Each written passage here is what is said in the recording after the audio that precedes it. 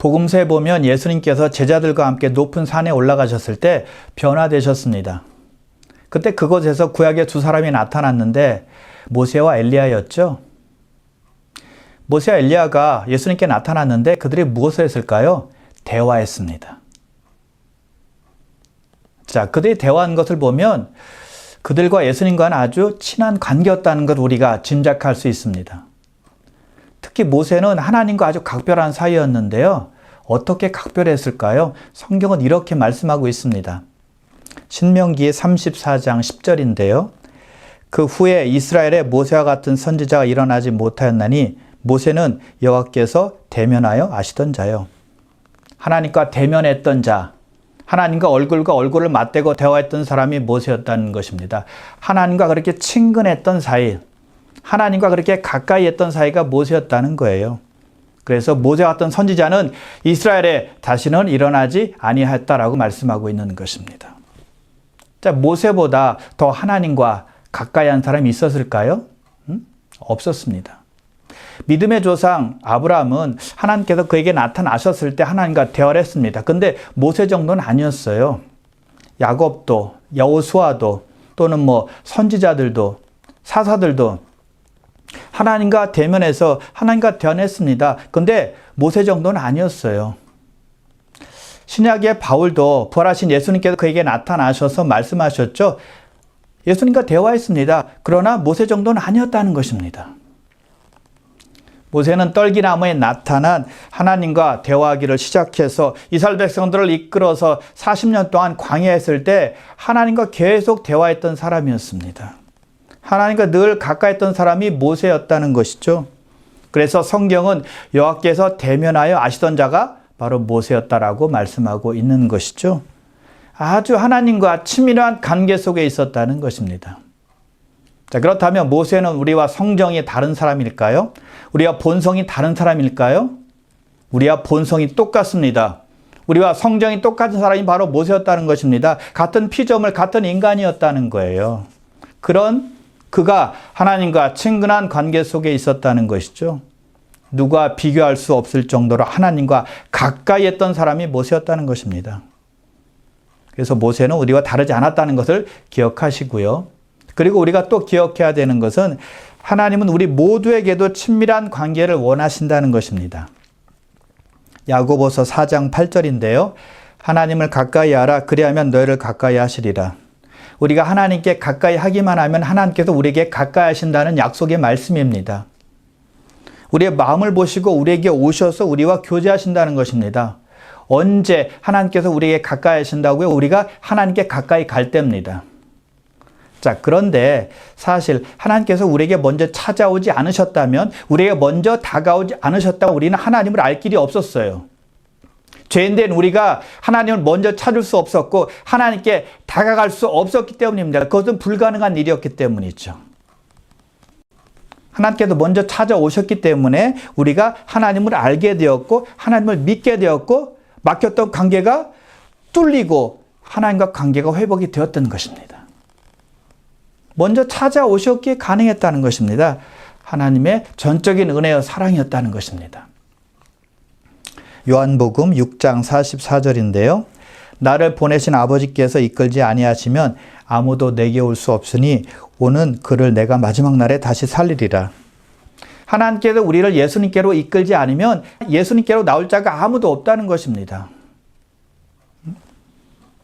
하나님께 이끌림 받지 않고 예수를 믿을 자는 아무도 없다는 거예요. 하나님께서 우리를 먼저 찾아오셨기 때문에 우리가 회개할 수 있었고 하나님을 믿을 수 있었고 하나님과 교제할 수 있게 되었다는 것입니다. 먼저가 하나님이지 우리가 아니에요. 그런 우리에게 성경은 말씀하고 있는 것입니다. 하나님께 가까이 하라. 그리하면 그가 너에게 가까이 하시리라. 죄인된 우리가 예수님의 은혜로 말미암아 이제 예수를 믿고 하나님을 알게 되었으니까 이제 스스로 하나님 앞에 나올 수 있어야 된다는 것입니다. 하나님께서 우리를 먼저 그렇게 인도해 주셨으니까요. 그러면 하나님께서 우리에게 가까이 하신다는 거예요. 물론 지금도 우리 하나님은 여전히 우리를 사랑하셔서 우리에게 찾아오시고 우리에게 다가오십니다. 우리가 괴롭고 힘들 때, 슬플 때, 또는 마음에 평안이 없을 때 우리에게 찾아오셔서 우리를 위로해 주시잖아요. 우리에게 가까이 하시는 것입니다. 그러나 하나님은 우리가 하나님을 사랑해서 하나님을 스스로 찾고 하나님께 가까이 다가오기를 원하신다는 것입니다. 그런 모습을 보길 원하세요. 그런 성숙한 성도가 되길 원하신다는 것입니다. 그것을 기다리는 거예요. 그렇다면 어떻게 하면 될까요? 어떻게 하면 주님과 가까운 관계가 될까요? 감사하게도 하나님은 성경을 통해서 우리가 어떻게 하면 주님께 가까이 갈 수 있는지, 어떻게 하면 친근한 관계가 될 수 있는지 알려주십니다. 그것을 오늘 모세 이야기를 통해서 알아보려고 합니다. 자, 그런데요, 주님께서 우리와 가까이 하길 원하시고 우리와 친한 관계를 원하신다는 것을 안다고 해서 우리가 주님께 쉽게 가까이 가지는 못합니다. 동기가 필요합니다. 주님께 가까이 갈 수 있도록 도와주고 인도해 줄 수 있는 동기부여가 우리에게 필요한 것입니다. 고등학생이 열심히 공부하는 이유는 자기가 원하는 대학에 가기 위함일 것입니다. 동기가 확실하잖아요. 맞벌이 부부가 돈을 열심히 버는 이유는 가정의 안정을 꾸미기 위함입니다. 자, 자녀들을 둔 집에 부모는 열심히 일합니다. 왜요? 아이들 뒷바라지하기 위함입니다. 동기가 분명하죠? 또 집을 구입하기 위한 계획이 있다면 그 동기 때문에 열심히 일하고 또 돈을 저축하는 것입니다. 동기가 확실하기 때문에 열심히 일을 하는 것이고 돈을 벌기 위한 이유가 분명하기 때문에 참고 일하는 것입니다. 그렇지 않으면 참기 힘들겠죠. 금방 포기하겠죠. 자, 스포츠 선수들을 보면요, 잘 알 수 있는데요. 경기에 임하면 다치는 것도 불사하면서 열심히 뜁니다. 이미 부상을 당했으면서도 부상당할 우려가 있음에도 그렇게 열심히 뜁니다. 왜 그럴까요? 자기 팀이 이겨야 되니까. 자기 팀이 리그에서 우승하는 꿈을 가지고 그 동기를 가지고 훈련 열심히 하고 경기에 임해서는 죽어라고 뛰는 것입니다. 동기가 이렇게 중요한 거예요. 예수 믿는 성도가 기도하는 동기는 무엇일까요? 성경에서 기도하라고 말씀하셨고 예수님께서 기도하라고 말씀하셨기 때문에 우리는 기도하는 것입니다. 그것이 좋은 동기가 되는 것입니다. 사랑하시는 하나님과 대화하고 교제하기 위해서 꼭 필요한 것이 기도잖아요. 그런데 우리가 언제 더 간절하게 기도할까요? 언제 절실하게 기도합니까? 힘들 때잖아요. 많이 아플 때잖아요. 또 경제적으로 우리 가정이 힘들 때잖아요. 아주 심각한 문제 직면이 왔을 때 우리는 하나님께 간절히 아뢰게 되는 거잖아요. 그냥 대충 아뢰지 않습니다. 간절하게 부르짖는 것입니다. 울부짖는 것입니다. 살려달라고 하는 것입니다. 동기부여가 확실하면 더 간절하게 기도하게 된다는 것이죠. 하나님을 더 의지하게 된다는 것입니다. 그래서 동기부여가 참으로 중요한 것 같아요. 마찬가지로 하나님께 가까이 가기 위해서 동기부여가 필요하다는 것입니다. 동기부여가 될 때 더 쉽게 더 자연스럽게 하나님 앞에 다가갈 수 있는 거예요. 어떤 동기가 우리를 하나님께 더욱더 가까이 가도록 만들까요? 나의 삶에 하나님의 계획이 있다는 것을 깨달을 때 우리는 하나님께 더 가까이 갈 수 있습니다. 우리는 이 땅에 우연히 존재하는 것이 아니라 우리가 태어나기 전부터 하나님께서 세워놓으신 놀라운 계획 안에 있다는 것을 알 때 우리는 하나님께 다가갈 수가 있다는 것이죠. 하나님께서 예레미야에게 이렇게 말씀하세요. 예레미야 1장 5절인데요. 내가 너를 모태 짓기 전에 너를 알았고 내가 배에서 나오기 전에 너를 성별하였고 너를 여러 나라의 선지자로 세웠노라. 하나님께서 예레미야를 성별해서 선지자로 세운 것은 어른이 되었을 때가 아니었다는 것입니다. 또는 어린 아이였을 때도 아니었습니다. 이 땅에 태어난 후가 아니었다는 것입니다. 엄마 뱃속에 예레미야가 들어서기도 전에 하나님께서 예레미야를 알았고 그를 깨끗하고 거룩하게 구별했다는 것입니다. 하나님의 생각 속에 하나님의 존재 속에 예루살렘이 이미 예레미야가 이미 존재한 거예요. 언제요? 예레미야가 이 땅에 태어나기도 전입니다. 우리도 마찬가지라는 겁니다. 우리가 어쩌다 보니까 저절로 이 땅에 지금 존재하고 있는 것이 아니라 하나님의 계획 가운데 우리가 태어났고 하나님의 계획 가운데 우리가 살고 있는 것입니다. 우리는 우연히 존재하는 사람들이 아니라는 것이죠. 뜻이 있고 목적이 있어서 존재하는 거예요. 하나님께서는 사도 바울에게도 같은 진리를 성령으로 깨닫게 해주셨습니다. 그가 이렇게 말하죠. 에베소서 1장 4절인데요. 곧 창세전에 그리스도 안에서 우리를 택하사 우리로 사랑 안에서 그 앞에 거룩하고 흠이 없게 하시려고 창세전에 그리스도 안에서 우리를 택했다라고 말씀하고 있습니다. 우리를 알고 우리를 택하신 것은 세상이 창조되기 전이었다는 거예요. 우리는 하나님의 계획 안에 있는 사람들이라는 것이죠. 예수 안에 있는 사람들은 그래서 모두가 다 특별한 사람들입니다. 특별하게 선택받은 사람들이라는 것이죠. 그 사실을 알 때 우리가 하나님 앞에 가까이 갈 수 있는 것이고 하나님의 선하시고 온전하시고 기쁘신 뜻이 무엇인지를 분별해서 살려고 애를 쓰게 되는 것입니다. 하나님의 계획 안에 있다는 것이 너무나 분명하니까요. 확실하니까요. 자, 그렇다면 모세에 대한 하나님의 계획은 어땠을까요? 그것을 알려면 모세가 태어나기 몇백 년 전 사람인 아브라함을 살펴봐야 되는데요. 하나님께서 아브라함에게 이렇게 말씀하세요. 창세기 22장 18절인데요. 또 내 씨로 말미암아 천하 만민이 복을 받으리라. 아브라함의 자손으로 말미암아 모든 민족이 복을 받게 될 것이다 라고 말씀하십니다. 그런데 하나님께서는 그의 자손에게 주시는 말씀도 하십니다. 창세기 15장 13절인데요. 너는 반드시 알라. 내 자손이 이방에서 객이 되어 그들을 섬기겠고 그들은 400년 동안 내 자손을 괴롭히리니. 아브라함의 자손들이 400년 동안 애굽의 종살이를 하게 된다는 말씀이에요. 아브라함의 아들이 이삭이고 이삭의 아들이 야곱인데 야곱에게는 12아들이 있었습니다. 그 중에 하나가 요셉이었죠. 요셉이 아버지 야곱으로부터 사랑을 받자 그의 형들이 시기해서 요셉을 애굽 사람의 종으로 팔아버립니다. 요셉이 많은 고통을 받고 고난을 받게 되지만 하나님의 역사로 인해서 요셉이 애굽의 국무총리가 됩니다. 그 즈음에 가나안 땅에 큰 기근이 있었을 때 요셉이 자기 형제들, 자기 가족들을 가나안 땅에서 전부 다 애굽으로 이주를 시킵니다. 그리고 고센 땅에서 살게 하죠. 요셉이 나이 들어서 이제 죽었습니다. 근데 그때 어떤 일이 벌어지나요? 이스라엘 백성들이 기하급수적으로 늘어나서 아주 창대하고 강성한 민족이 됩니다. 요셉을 모르는 애굽 왕이 그때 일어나서는 이스라엘 자손이 번성하는 것을 보고는 아주 두려워합니다.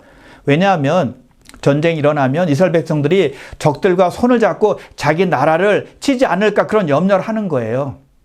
그래서 애굽 왕 바로는 이스라엘 백성들에게 많은 노역에 시달리게 합니다. 괴롭게 하는 것입니다. 힘들게 하는 것입니다. 고통을 준 것입니다. 그러면 출산율이 현저히 줄어들 것이다 라고 생각을 했던 것이죠. 그러나 이스라엘 백성들은 학대를 받으면 받을수록 더욱더 번성케 되었습니다. 그러자 바로 왕이 급기야는 이스라엘 산파들을 불러서 사내아이가 태어나면 죽여라 라고 명령을 내리죠. 그러나 그 산파들은 바로 왕보다 하나님을 더 두려워해서 그 사내들을 다 살려버립니다. 그러자 이제 바로 왕은 더 큰 명령을 내립니다. 애굽 땅에서 사내아이가 태어나면 전부 다 날강에 던져라 라는 말입니다. 그런 명령을 한 것입니다. 어느 누구도 어길 수 없는 명령이었죠. 아주 잔인한 왕이었습니다. 그런 위험한 상황 속에서 어떤 레위 남자 하나가 어떤 레위 여자와 결혼해서 아이를 낳습니다. 그 어머니가 아이를 3개월 동안 숨겨놓고 키우다가 더 이상은 안 되니까 갈대 상자를 하나 만들어서 그 속에 아이를 넣고 나일강에 띄워보냅니다. 바로 그때 바로의 공주가 목욕하러 왔다가 그 갈대 상자를 보게 되었고 갈대 상자를 열어보니까 사내 아이가 있는 것이었습니다. 바로 그때 그 광경을 모세의 누이가 보고는 바로의 공주에게 가서 이렇게 말합니다. 이 아이는 히브리 아이니까 히브리 유모를 데려다가 이 아이에게 젖을 주고 키우면 어떻겠습니까? 라고 제안을 하게 되죠. 그것을 바로의 공주가 오케이 했고 승낙합니다. 그래서 모세의 누이가 자기 어머니도 되잖아요. 모세 엄마를 데려다가 궁에서 모세를 키우게 되는 것입니다. 그리고 모세가 어느 정도 자라나자 그 모세를 바로의 공주에게 데려다 줍니다. 바로의 공주는 그 아이를 보고는 아들로 삼습니다. 바로의 딸이 그 아이를 모세라고 부르게 되죠. 왜 그럴까요? 바로의 공주가 날강에서 물에서 그를 건졌기 때문이었습니다. 그것이 모세의 뜻이거든요. 자, 여기까지 보면 하나님의 계획이 얼마나 클리어한지, 얼마나 분명한지 한눈에 알 수가 있습니다. 여러분, 그 당시에 날강에는요, 악어떼가 많이 있었대요. 그래서 아기를 그 강에 던지면 다 죽었어요. 또 악어떼에게 죽지 않더라 하더라도 익사해서 다 죽었습니다. 살아난 아이가 없었어요. 근데 모세는 바로의 공주에게 발견이 된 것입니다. 또 유모로 그의 어머니가 발탁이 되어서 자기 아들을 젖먹이면서 키웠습니다. 이게 우연인가요? 모세가 바로의 공주에게 발견된 것도 우연이 아니었고요. 모세 어머니 요게벳이 모세를 젖먹여서 키운 것도 우연이 아니었다는 것입니다. 하나님의 뜻 안에서 이루어진 거예요. 모든 사내아이가 태어나면 살 수 없었던 시대였던 아주 살벌한 시대, 위험한 시대에서도 모세는 바로의 궁전에서 안전하게 보호받고 잘 자라게 되었다는 것입니다. 운이 좋아서였을까요? 아닙니다. 하나님의 역사였고 하나님의 계획이었다는 것입니다. 앞으로 모세를 통해서 고통받고 있는 이스라엘 백성들을 출애굽시켜서 덕과 끓여는 가나안 땅으로 인도하시려는 하나님의 계획이에요. 모세는 애굽 궁에 살면서 애굽의 모든 지혜와 교육을 다 받게 됩니다. 최고의 교육을 받게 된 것입니다. 그것을 사도행전 7장 22절에서 이렇게 증거하고 있는데요. 모세가 애굽 사람의 모든 지혜를 배워 그의 말과 하는 일들이 능하더라. 모세는요, 과학, 수학, 또는 법, 군사 전술 이런 거 다 배웠습니다. 최고의 학문을 배운 것입니다. 하나님의 놀라운 섭리에 의해서 모세는 모든 필요한 훈련을 애굽에서 다 받았다는 것입니다. 앞으로 그것을 통해서 바로 앞에 서게 될 것이고, 그리고 이스라엘 백성들을 애굽에서 탈출시키는 그런 역할을 하게 될 것입니다. 모세는 하나님의 계획 안에 있었다는 것이죠. 여러분, 하나님은 우리 각자의 삶에서 놀라운 계획을 갖고 계십니다. 그 계획 안에는 우리 부모님도 포함이 되는 것이고요. 우리 어릴 적 경험도 포함이 됩니다. 그리고 좋은 일뿐만이 아니라 나쁜 일도 다 포함이 되고요. 우리 재능도 포함되고 고난도 다 포함이 됩니다. 그 모든 것을 합력해서 선을 이루시는데 하나님께서 사용하게 될 것입니다. 에베소서 2장 10절입니다. 우리는 그가 만드신 바라 그리스도 예수 안에서 선한 일을 위하여 지으심을 받은 자니 이 일은 하나님이 전에 예비하사 우리로 그 가운데서 행하게 하려 하심이니라.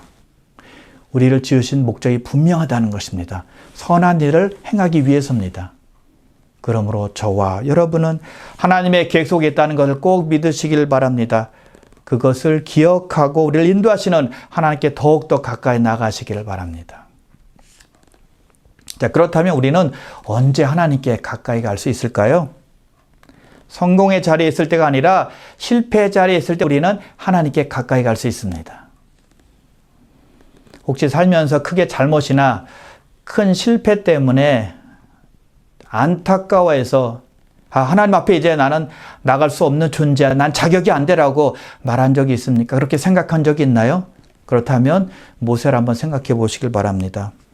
모세는 나이 40이 되었을 때 애굽 사람이 자기 동족 이스라엘 사람을 치는 것을 보더니 화가 나서 분노가 끌어올라서 그 애굽 사람을 쳐서 죽였습니다. 그리고 모래로 파묻었습니다. 그리고 그 다음 날 같은 동족 이스라엘 사람들끼리 싸우는 것을 보고 말렸어요. 그러자 그 동족 중 한 사람이 모세에게 말하죠. 내가 어제 애굽 사람을 죽인 것처럼 나도 죽이려고 하느냐. 모세는 자기의 살인 행위가 탈로 났다는 것을 알게 되죠. 그 사실이 궁에도 알려져서 바로도 알게 됩니다. 모세를 찾아 죽이려고 합니다. 그때 모세가 미디안 강으로 도망칩니다. 여러분, 하나님의 위대한 종들도 믿기지 않을 정도로 큰 죄를 짓는 경우가 있다는 것입니다.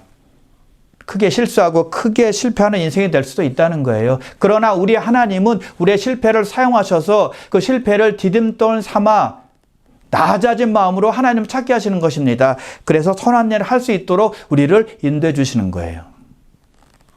시편 119편 71절인데요.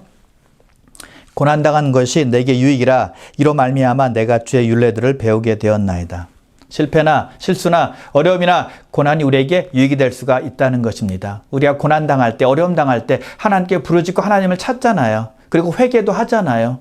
또 나를 돌아보는 계기가 되는 거잖아요. 그래서 고난이 우리에게 유익이 되고 축복이 될 수가 있다는 것입니다. 근데 우리에게 고난이 올 때 하나님을 찾지도 않고 회개하지도 않고 나를 돌아보지 않는다면 그 고난은 유익이 아니라 축복이 아니라 저주가 될 수 있는 것입니다. 괴로움만 더해지는 것이고요.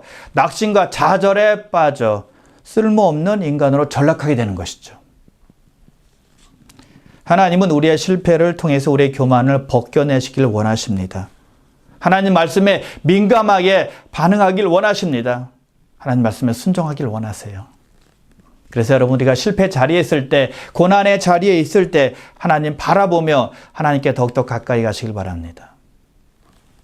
그리고 또 언제 우리가 하나님께 가까이 갈 수 있을까요? 화려한 궁전에 있을 때가 아니라 광야에 있을 때입니다.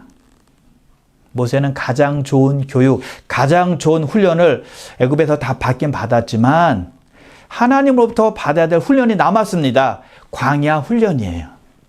그래야 낮아져서 겸손하게 하나님만 찾는 사람이 되고 하나님께서 그를 사용할 수 있기 때문입니다. 모세가 애굽에서 애굽 사람을 죽이고 도망쳐서 미디안 광야에 왔는데 한 우물 곁에 앉게 되었습니다. 그때 미디안 제사장의 딸들이 아버지의 양떼에 물을 먹이려 그곳에 왔습니다. 그런데 양떼에게 물을 먹이려고 하는데 아마 그 지역에 못된 목자들이었나 봐요. 딸들이 양떼에게 물을 먹이는 걸 방해했어요. 그러자 모세가 일어나서 그들이 그렇게 하지 못하도록 하고 딸들이 양떼에게 물을 잘 먹일 수 있도록 도와줬습니다. 그자 딸들이 양떼에게 물을 다 먹이고 나서 자기 아버지에게 돌아가서 그 사실을 다 고합니다. 그러자 그 아버지가 모세를 초대하죠. 그래서 모세는 그 집안과 친분을 잘 쌓게 되었고 또 그 딸들 중에 하나인 십보라와 결혼을 하게 됩니다. 아들 낳았는데 게르솜이라고 짓죠. 나그네 또는 외국이라는 뜻입니다. 40년 동안 미디안강에서 양떼를 치면서 모세가 하나님으로부터 배운 것이 있었습니다. 그것은 낮아짐이었습니다. 참는 법이었습니다. 그리고 인내하는 법을 배웠어요. 하나님은 나중에 모세가 이스라엘 백성들을 이끌 때 이스라엘 백성들로부터 비난의 소리, 불평의 소리, 원망의 소리를 들을 것을 아셨습니다. 그래서 미리 광야에 훈련하신 것입니다. 분노를 죽이는 법을 가르쳐 주신 것입니다. 참는 법을 배우게 하신 것입니다. 인내하는 법을 가르쳐 주신 거예요. 그렇지 않으면 애굽에서 했던 것처럼 또 사람을 쳐 죽일 수도 있는 일이니까요. 모세가 광야에 있는 동안에도 애굽에 있는 자기 동족들은 종살이로 인해서 탄식과 신음이 끊이질 않았습니다. 그런데 그들의 부르짖음이 결국 하나님께 상달되었고 하나님께서는 그들의 고통 소리를 듣게 되었습니다. 아브라함에게 하셨던 언약을 하나님께서 기억하신 거예요.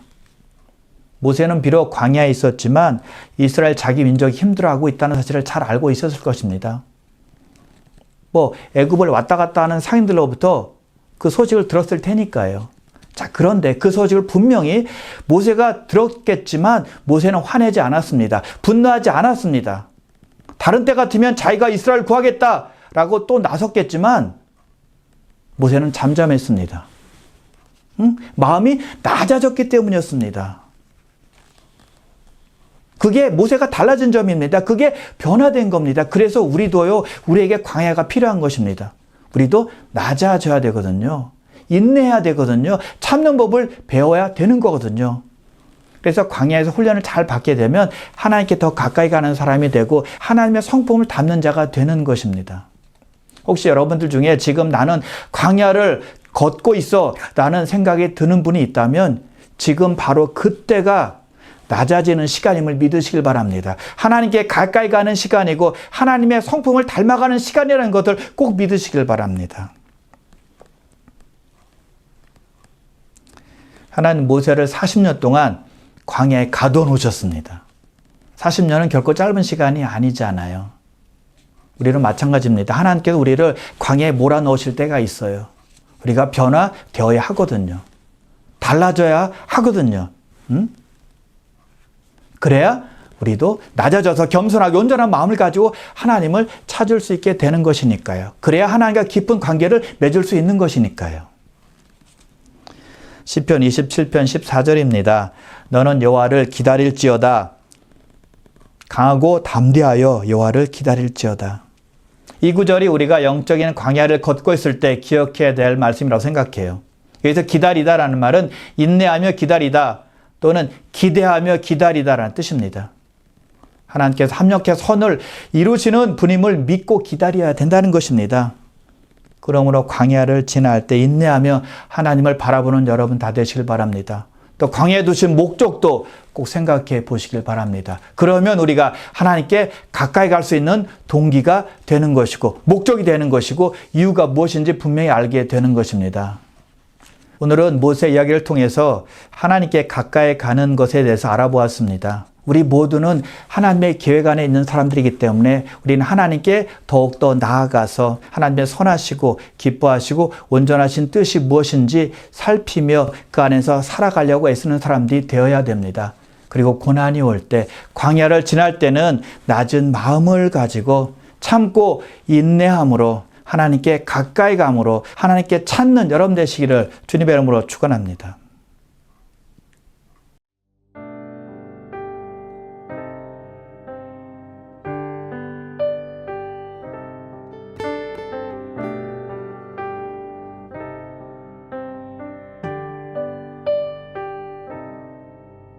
나의 갈 길이 멀고 어두 깊을 때 주의 빛 비추사 인도하시네.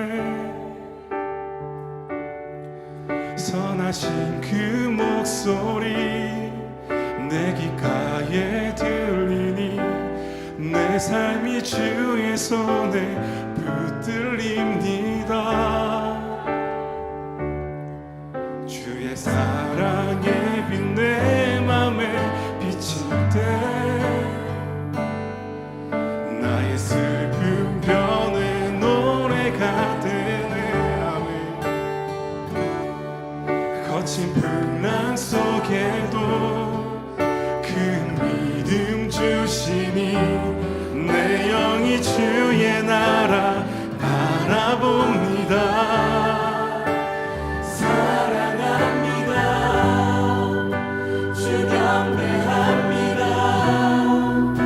주 앞에 엎드려 내 호흡 가볍게 드리네. 주 나의 모든 것 내 삶의 눈물 흘릴 때도 존귀한 주의 이름 내 기쁨 됩니다. 의지합니다. 날 받으옵소서. 어두운 밤 지나 밝은 아침에 주의 얼굴 배우리. 선하신 나의 목자 내게 부족함 없네. 주의 길을 따라 늘 함께 걷겠네.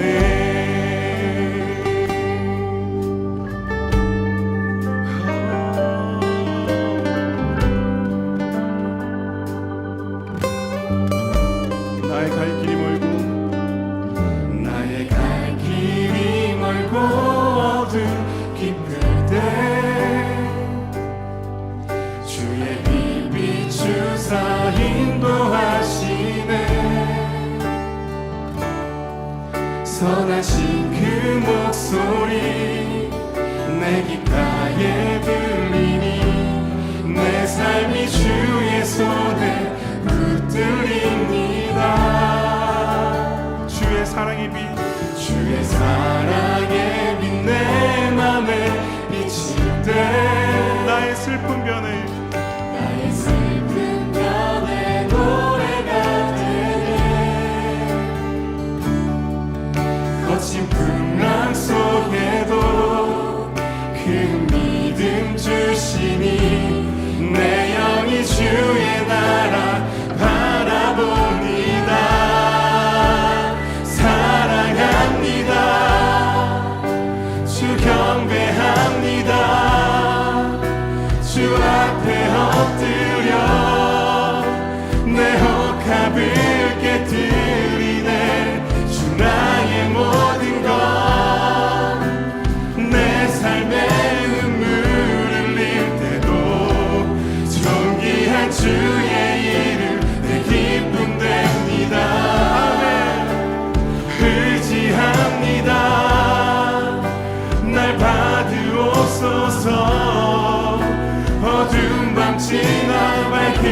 아침에 주의 얼굴 배우리 선하신 나의 목자 내게 부족함 없네 주의 길을 따라 늘 함께 고백하십시다. 사랑합니다. 사랑합니다. 주 경배합니다. 주 앞에 엎드려 내 혹합을 깨뜨리네 주 나의 모든 것 내 삶의 눈물을 흘리고 존귀한 주의 이름 내 기쁨 됩니다. 의지합니다. 의지합니다. 날 받으옵소서 어두운 밤 지나 밝은 아침에 주의 얼굴 배우리 선하신 나의 목자 내게 부족함 없네 주의 길을 따라 늘 다시 한번 전심으로 고백하십시다. 사랑합니다. 사랑합니다. 주 경배합니다. 주 경배합니다.